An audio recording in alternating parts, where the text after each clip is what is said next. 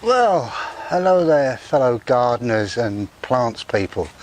My name's Dal and today I'm going to do a short video for you on bromeliads, mainly for beginners. I had to learn myself the hard way here in Thailand. There was no help, if you like. Half the people who sold the plants didn't know what they were called or what they did, their environment and everything. So no further ado, let's get on with the video.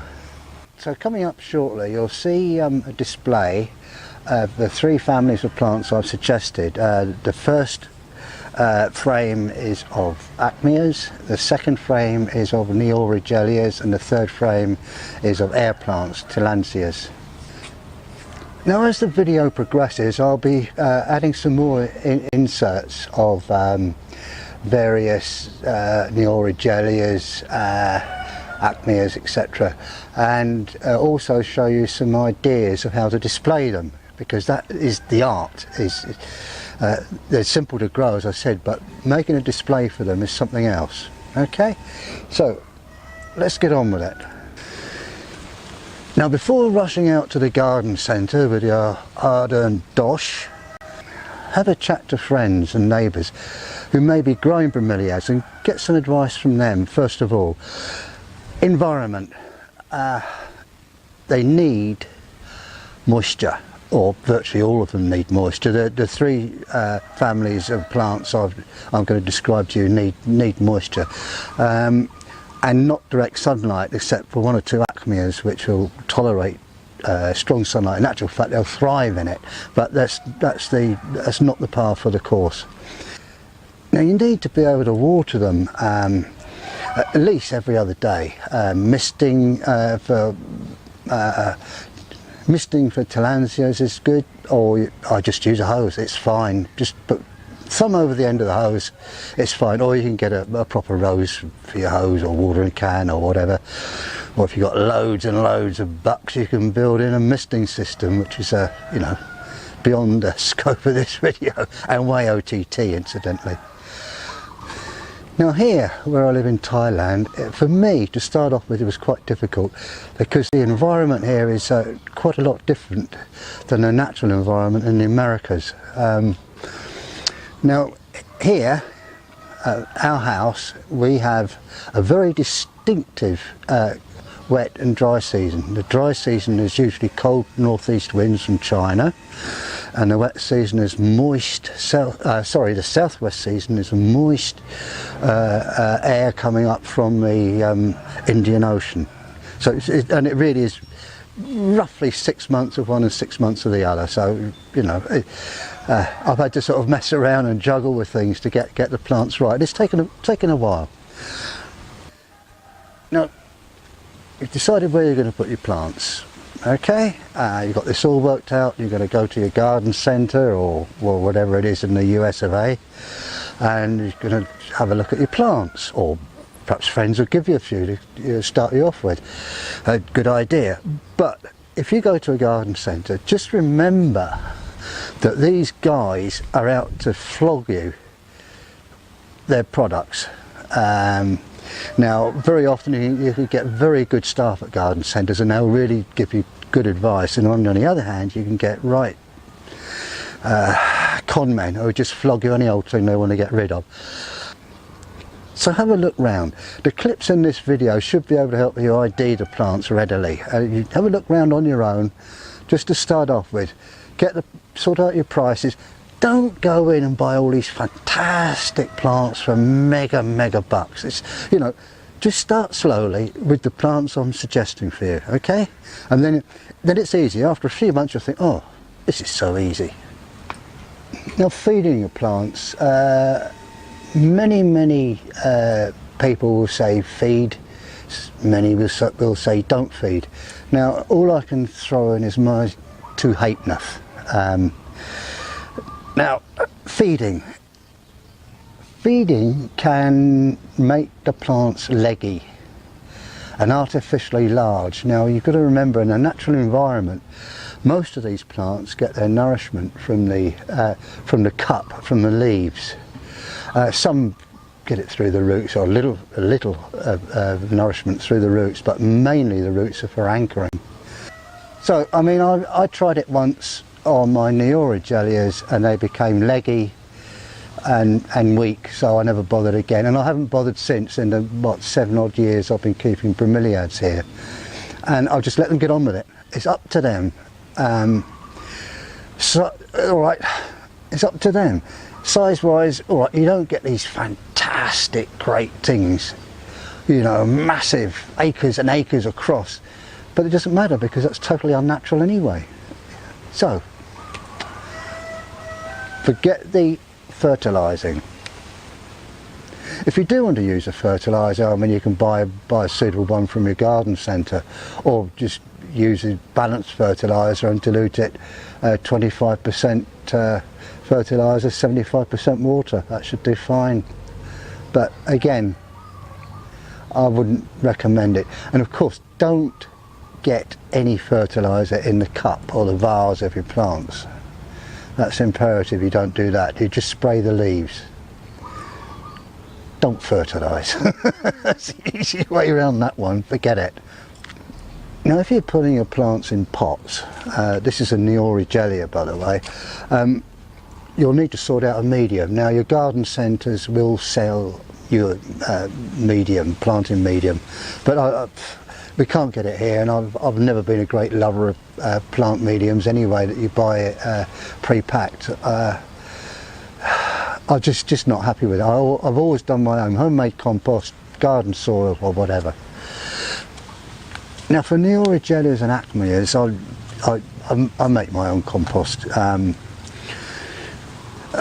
Equal parts of chopped up coconut husk, charcoal, preferably not barbecue charcoal, or if you use barbecue charcoal, use a product that doesn't have any accelerant in it, and or bark, either composted bark or just shredded bark, uncomposted. I've used it all, just leaf litter, everything, and it all works fine. You don't need to be so fussy about them. I think people get too, oh my God, my poor little plants, you know. Let them get on with it. Now, you see here, I haven't cleaned this one actually, but now in the centre here, this is called the cup, or the vase, or vase in the good old US of A. And you must always keep that full of water. Now, preferably flush the cups out every week or so. You know, it doesn't matter if you're in a place where you get a sort of rainy season like here. You needn't bother in the rainy season, but in the dry season it really helps to flush out all the rubbish that gets in there. Now, I'm going to briefly with you the type of conditions these plants like. Now, let's start with the Tillandsias. They will obviously, they're air plants, so they'll obviously be hanging as a rule. There are some terrestrial ones, but generally they are, well, they're air plants. They live in the air, they don't need anything. So you need to put them on a raft, a piece of wood. You can put them in an empty flower pot, in actual fact. Hanging pot, and just plonk it in there. That's all it needs. If you're going to use driftwood, just bear in mind that if it's come from the ocean or come from the sea, you need to soak it for 2 or 3 months in clean water, which is changed regularly to get rid of all the salt. Otherwise your plants will die. That's it really. They don't like direct sunlight. They need to, ideally in a shade house, or in shade, dappled shade, if you under trees or something like that, but not where it gets so dark and gloomy, or it gets direct sunlight. Having said that, a little bit of early sun or late afternoon, evening sun is not a problem. In fact, it's quite good. Now, Neorigelias, they can be grown on wood, on trees, but they don't grow so well. They become stunted. But if you have large varieties, it's a good idea to to grow them like that, because it reduces the size, it restricts the growing conditions, and that's just a point to remember. Now, again, in pots you can put them in the ground as understory plants, but that's never really appealed to me. I've done it a couple of times around the garden, and I've found that other plants sort of swamp them out eventually, so I've let that go. But if you keep them in decent pots, either for display, i.e. on a patio or a balcony or something like that, nice fancy pots are a good idea. Again, not too much direct sunlight, in very little in fact. Certainly no midday sun. They don't like midday sun. Your leaves will bleach out, you'll lose your colours, they won't look good. Again, if they're too gloomy, you won't get the colours. If you put them in a too dark a place, you won't get the colouring. So again, as with tillandsias, same sort of conditions, or very similar conditions. Cool, bloody hell, I'm knackered now. I haven't spoken so much for years. Now, acmeas, you can bung them anywhere. They don't like deep shade. That's the only criteria, I would say. You can, I grow them as epiphytes, like air plants. I grow them in pots, and I've got some in the ground. And they are really robust plants, and some species will thrive in brilliant sunshine, and that really colour up. And the thing is with acmeas, you can get some really big plants.